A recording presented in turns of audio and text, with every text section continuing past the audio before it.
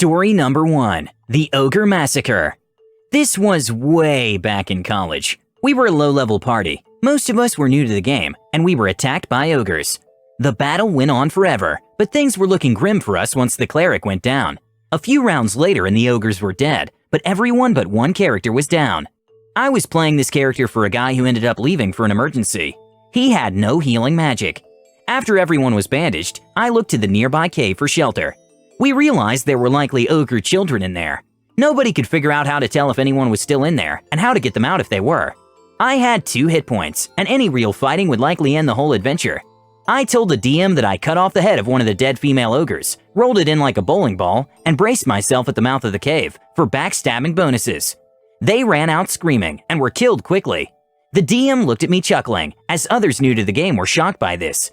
"You are a cold he said. Wow, that's really dark. Like, dang, alright, maybe the next one is happier." Story number 2. A mistaken identity and a murder. We were a low-level party. I was playing a rogue, David was playing a warlock, and Michael was a fighter. The quest was to get a spellbook from a wizard's tower. We broke in and the fighter failed the stealth check. The warlock was killed by magical rugs that smothered him. David was pretty upset because it was our first session, so he and the DM stepped outside for a few minutes after combat. When they came in, the DM said that the wizard was walking downstairs. I hid around the corner and used sneak attack to hit him for like 30 points of damage. Insta-kill. Turns out, while outside, the DM said that David could play the wizard as his character had just died. Until I killed him. Whoops. Ha! Whoops! Someone probably should have said something. Time to roll a new character, David. Story number 3. A Master of Disguise. One of my party members bought an elephant, but we needed to travel by boat and needed to sell it. Elephants weren't exactly common in the city we were in, but they also weren't in demand. So I, a bard with disguised self and actor feat, went to the local stable, posing as a noble servant, desperately looking for an elephant for his master's son's birthday.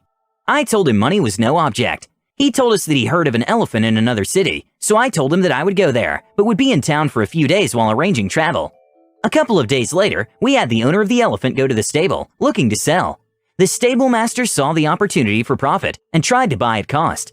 I was in another disguise, pretending to be someone who had heard of the noble's search, and started a bidding war with the stable master.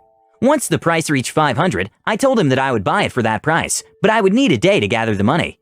The stable master offered to buy it for 480 right now, and he agreed. And then we got on the boat and left.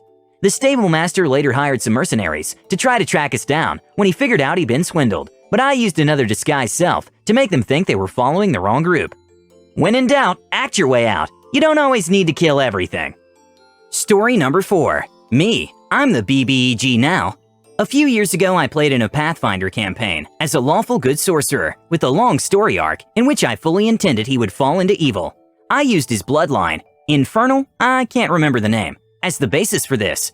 I played for several months, becoming a little more evil and unpredictable every session, until I had to quit the game due to some other commitments. The GM and I agreed that my character suddenly just vanished without a word to the rest of the party under suspicious circumstances. Several months later, they were wrapping up the campaign, and the GM invited me back to play in the final session. They were up against an evil spellcaster who was terrorizing the frontier area they were trying to settle/civilize. The GM didn't tell the other players I was coming back. He had the never-seen-before NPC lure them into a trap while I waited outside the room. On his signal, I strolled casually into the room, in character, and revealed myself as the bad guy they'd been hunting. And then proceeded to try to murder them. It almost worked too, but they got in a couple of opportune crits. And, well, good prevailed in the end. Too bad, really. And I would have gotten away with it if it weren't for you meddling kids. Cool twist, though. Story number 5. The Robe of Overpoweredness. The last time I played an Eladrin wizard who was given a robe of magic missiles, much like the Robe of Stars by our DM. By using one of the 7 beads attached to the robe, I could cast magic missile at 9th level. Shortly after this, the other players and I entered an arena in which we all faced off against each other. It was just for fun.